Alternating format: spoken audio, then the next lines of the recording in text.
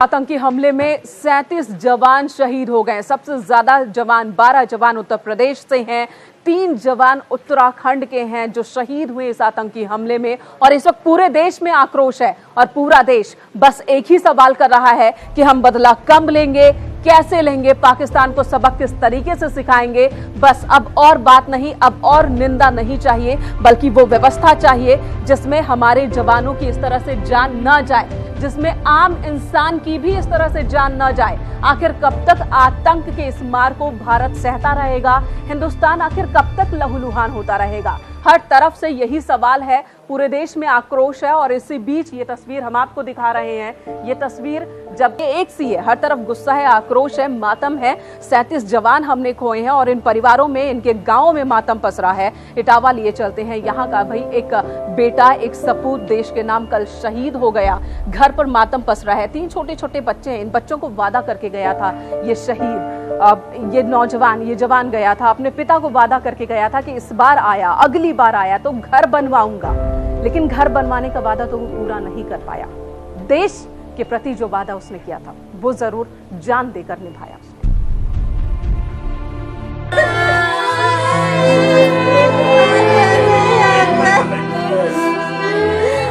कश्मीर में हुए आतंकी हमले में इटावा के रहने वाले एक वीर जवान ने भी अपनी जान गंवा दी। 3 बच्चों के पिता शहीद राम वकील ने वादा किया था कि मैं लौट कर आऊंगा, अपना मकान बनवाऊंगा। गरीब परिवार के बहादुर बेटे ने अपने परिवार से किया वादा तो नहीं निभाया, लेकिन देश के लिए महान वीर ने बलिदान देकर मातृभूमि के प्रति जरूर अपना वादा पूरा किया। घर में मातम का माहौल है।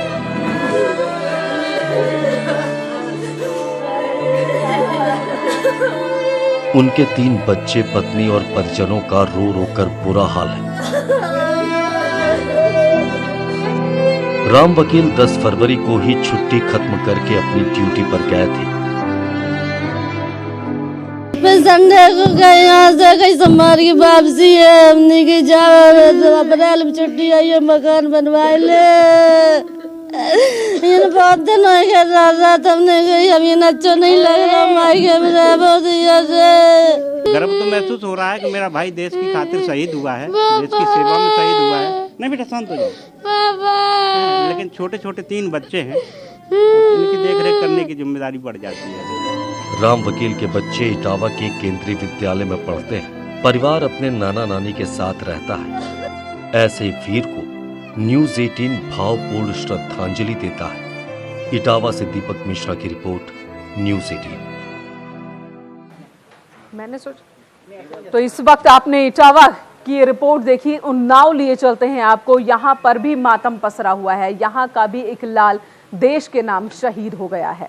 देखिए किस तरह से शहीद के परिवारों की अगर स्थिति समझने की कोशिश करें तो ये और भी विकट होती है। शहीद का परिवार, एक सैनिक का परिवार, एक जवान का परिवार जो मातम में तो होता है, लेकिन वो ये खुलकर दिखा नहीं सकता, अपना दर्द भी नहीं बता सकता है। उसकी स्थिति समझना बहुत ही मुश्किल काम है। देखिए जरा ये रिपोर्ट।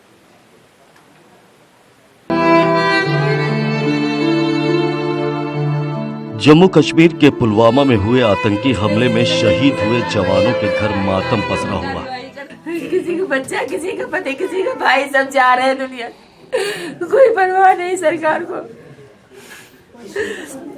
उन्नाव कोतवाली क्षेत्र के लोकनगर मोहल्ले के रहने वाले शहीद जवान अजीत कुमार आजाद सीआरपीएफ बटालियन 115 में तैनात थे। अजीत कुमार की शहादत की खबर मिलते ही परिजनों में कोहराम मच गया है।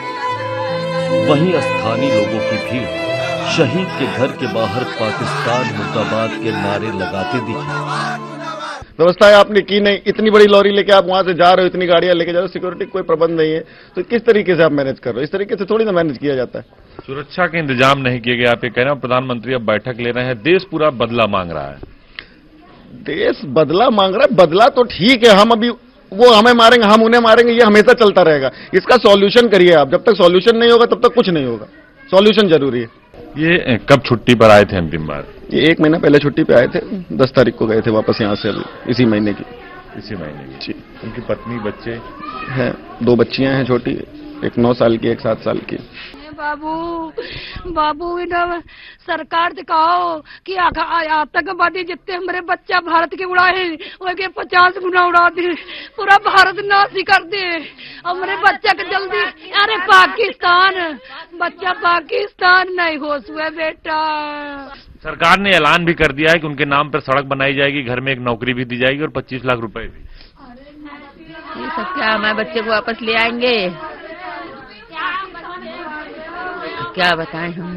ये उनकी माँ है, उनके छोटे छोटे बच्चे हैं, आप देख सकते हैं जो उनके बच्चे हैं, बेटियां हैं, वो आप तस्वीरों में देख सकते हैं। जो एक तरीके से शोक है परिवार में, आक्रोश भी है परिवार में। उनका साफ तौर पर कहना है कि मुझे मेरा बेटा वापस चाहिए। लोग नारेबाजी कर रहे हैं कि पाकिस्तान मुर्दाबाद के नारे आप देख सकते हैं। उनके घर में लग रहा है कीर्ति आजाद की जो बेटियां हैं, जो उनके भाई हैं, वो आप देख सकते हैं कि आक्रोश लोगों में है कि सरकार पूरी व्यवस्था करे, इससे काम नहीं चलेगा कि आप 2500 जवानों को बगैर सिक्योरिटी के आप बाहर निकाल देते हैं। वीडियो जर्नलिस्ट रमेश के साथ अजीत सिंह, न्यूज 18 उन्नाव। उन्नाव से रिपोर्ट आपने देखी। और इस वक्त पूरा देश आक्रोश में है, पूरे देश में गुस्सा है, और गुस्सा इस बात का कि आखिर हम अब तक ऐसी व्यवस्था क्यों नहीं कर पाए कि आतंकी इस तरह से अपने मंसूबे में कामयाब ना हो पाए। और अब जबकि ये हुआ है, हमारा देश इस आतंक को इस वक्त झेल रहा है, तो हम क्या जवाब देने वाले हैं, गुनहगारों को किस तरह से सजा देने वाले हैं। बदला चाहिए, जो हमने 37 जवान खोए हैं इसका बदला चाहिए। ये 6 तस्वीरें इस वक्त आप अपने टीवी स्क्रीन पर देख रहे हैं। एटा, गोरखपुर, लखीमपुर खीरी, कानपुर, आगरा, जौनपुर, शहीदों को श्रद्धांजलि दी गई और साथ ही लोगों का आक्रोश, पाकिस्तान के खिलाफ प्रदर्शन सड़कों पर हर तरफ देखने को मिल रहा है। ये तस्वीरें लगभग पूरे देश की ही तस्वीर है। और माफ कीजिएगा, रोकेंगे थोड़ी देर के लिए, आपको लखनऊ लिए चलते हैं। राज्यपाल राम नाईक इस वक्त एक कार्यक्रम में मौजूद हैं। नेतृत्व में बेहद कम वक्त में ग्रुप का नाम कंस्ट्रक्शन और रियल एस्टेट सेक्टर में अपनी अलग चमक बिखेर रहा है। तो आइए देखते हैं ये छोटी सी एवी राशिद जी की कहानी पर। जब कोई इंसान सामने आई विपरीत परिस्थिति को चुनौती मानकर उसे अपने आगे बढ़ने के मौके में बदल देता है, फिर उसे बुलंदियों पर पहुंचने से दुनिया की कोई भी ताकत रोक नहीं सकती। ऐसे ही दमदार जज्बे, जुझारूपन, काबिलियत और लगन के मालिक हैं राशिद नसीम। शाइन ग्रुप लखनऊ के चेयरमैन राशिद नसीम जीती जागती वो मिसाल हैं जो दिखाती है कि मंजिल हासिल करने की जिद और मेहनत ऊंचाइयों को भी कदमों में रख देती है। साधारण पारिवारिक पृष्ठभूमि से ताल्लुक रखने वाले और कभी प्राइवेट नौकरी करने वाले राशिद नसीम ने अपने सपनों को पूरा करने के लिए कड़ी मेहनत और संघर्ष किया, और आज नतीजा ये है कि सिर्फ यूपी नहीं बल्कि देश भर में रियल एस्टेट और कंस्ट्रक्शन के क्षेत्र में शाइन ग्रुप अपने नाम की ही तरह चमक रहा है। साल 2013 में शाइन ग्रुप की नींव डाली गई थी और महज 5 से 6 वर्षों में ये रियल एस्टेट और कंस्ट्रक्शन जगत का भरोसेमंद नाम बन गया, जो ग्राहक को बेहतर रिटेल, कमर्शियल और रेजिडेंशियल प्रॉपर्टी उपलब्ध कराने के अपने कमिटमेंट पर खरा उतरता आया है। ग्राहक को सर्वोत्तम देने के उसूल पर चलने वाले राशिद नसीम की सकारात्मक सोच और ऊर्जा से शाइन ग्रुप बेहद कम वक्त में आज अपनी एक खास पहचान बना चुका है। बिल्कुल ठीक बात, अपने कमिटमेंट से अपनी एक पहचान बनाई है और इसी कमिटमेंट की वजह से आज राशिद नसीम हमारे पास यहां मौजूद नहीं है, लेकिन उनकी प्रतिनिधि के तौर पर शाइन ग्रुप से उत्तमा अग्रवाल जी यहां पर हैं। उत्तमा जी, आपसे मैं आग्रह करूंगी आप मंच पर आएं और राशिद नसीम जी की तरफ से आज इस कॉफी टेबल बुक की भेंट स्वीकार करें। उत्तमा अग्रवाल। राशिद नसीम जी के लिए एक बार तालियां हो जाएं। कमिटमेंट को उन्होंने तरजीह दी, सम्मान लेने नहीं आ सके।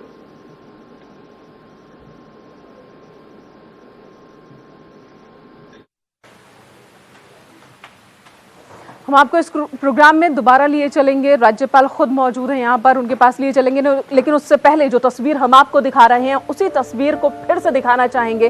किस तरह से लोगों के बीच गुस्सा है, पूरे प्रदेश में, पूरे देश में आक्रोश है, सड़कों पर यह गुस्सा दिख रहा है। प्रधानमंत्री नरेंद्र मोदी ने भी कहा कि मुझे महसूस मैं कर रहा हूं, मुझे इस बात का एहसास है कि इस वक्त पूरा देश क्या चाहता है, लेकिन इसी बीच हमें कड़ी कार्रवाई तो करनी ही है, लेकिन सोच समझकर कदम उठाना है। ये तस्वीरें हम आपको दिखा रहे हैं न्यूज रूम की। अगर मैं बात करूं, न्यूज रूम में मौजूद हमारे सहयोगी इनका भी यही कहना है और इनके मन में भी कई सवाल है कि आखिर क्यों भारत वो उस तरह से जवाब नहीं दे पाता है जो वो दे सकता है, लेकिन क्या मजबूरियां हैं उसे भी समझने की जरूरत है। लेकिन सबसे पहले बात इस वक्त करते हैं कि आखिर चाहते क्या हैं लोग। इससे पहले कि हम अपने सहयोगी के पास चले, हमारे रिपोर्टर्स भी मौजूद हैं, उनके पास चलेंगे, लेकिन इस वक्त न्यूज रूम में हमारे सहयोगी गौतम हैं। गौतम भी इस मुद्दे पर अपनी बात रखना चाहते हैं। गौतम,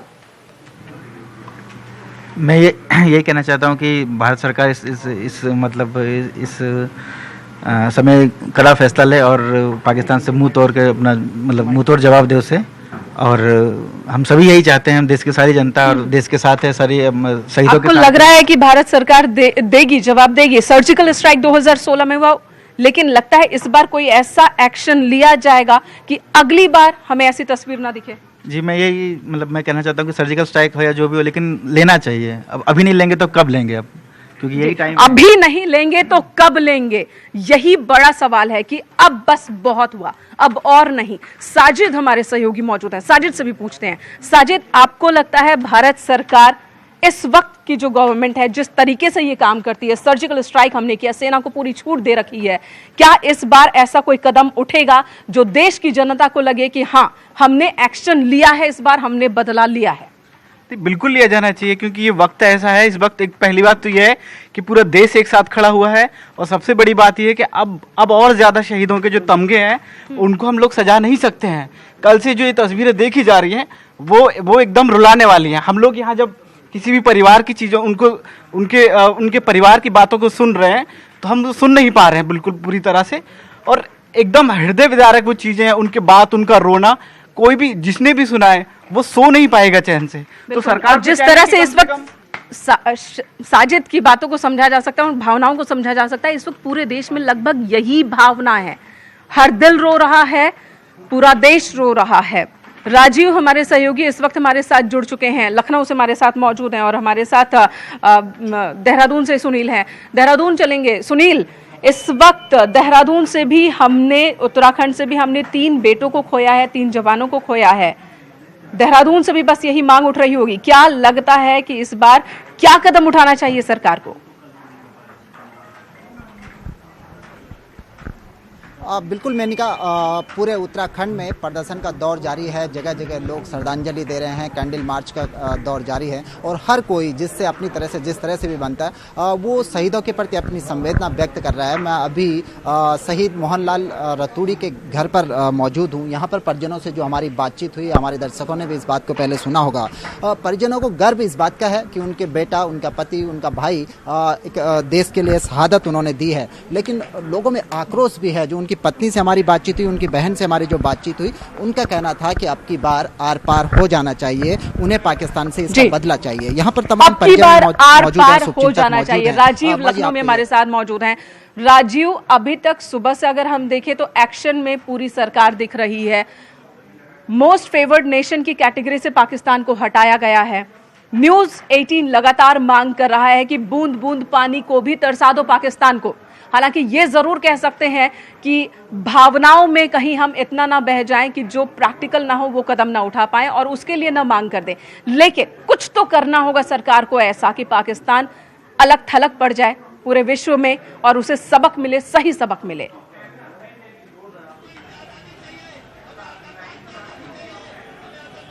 मोनिका, अगर बात करें तो जिस तरह से जम्मू कश्मीर में हमारे जवानों की शहादत हुई है, उसको देखते हुए पूरा देश इस वक्त आक्रोशित है। आप देख सकते हैं कि इस वक्त मैं राजधानी लखनऊ के हजरतगंज स्थित जीपीओ पार्क में खड़ा हूं, जहां पर गांधी प्रतिमा के सामने हजारों की संख्या में विभिन्न दलों के लोग लगातार पाकिस्तान के खिलाफ कार्रवाई की मांग को लेकर प्रदर्शन कर रहे हैं और कैंडल मार्च निकालकर जो हमारे जवान शहीद हुए हैं उनके प्रति श्रद्धांजलि अर्पित कर रहे हैं और ये मांग कर रहे हैं कि जो एक लंबे समय से, आजादी के बाद से लगातार पाकिस्तान हमारे जवानों पर हमला करता रहा है और हमारे जवान शहीद होते रहे हैं, उनके खिलाफ अब कड़ी कार्रवाई करनी होगी।